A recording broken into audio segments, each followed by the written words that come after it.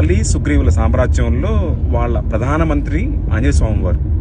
Okay, సుగ్రీవులు ఇద్దరు అన్నదమ్ములు. అయితే అనుకోకుండా అంటే ఒకసారి వాలి ఒక యుద్ధంకి వెళ్తాడు. వెళ్ళినప్పుడు అంటే ఆ యుద్ధంలో ఆయన లాక్ అయిపోతారు. పబ్లిక్ చూడటానికి ఏమన్నా చనిపోయారని చెప్తారు పబ్లిక్ అందరికి. సో చనిపోయి చెప్తా అంటే ఆయన చనిపోలేదు అన్నమాట, గృహలో బందీగా ఉండిపోయారు. సరే ఈ విషయం తెలుసుకోలేక సరిగ్గా సుగ్రీవుడు చనిపోయాడని చెప్పేసి ఆ రాజ్యానికి ఆయన చదువుతాడు.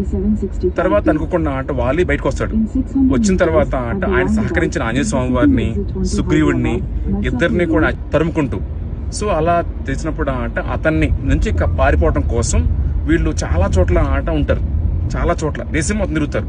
కాసేపు కొన్నాళ్ళు అలా ఇలా వెళ్తారు. అలా వెళ్ళినప్పుడు ఒకసారి అనుకోకుండా వీళ్ళు ఎడారిలో నడుస్తారు స్వామి వీళ్ళు. అప్పుడు అలసిపోతారు వీళ్ళు ఎడారిలో. అప్పుడు ఒంటొచ్చి వీళ్ళిద్దరిని మోసుకున్న ఎడారి దాటించదు.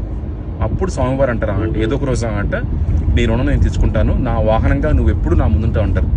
అలా యాక్చువల్గా ఆయనకి ఇచ్చిన వరం వల్ల ఆ ఒంటె ఆయన వాహనం అవుతుంది.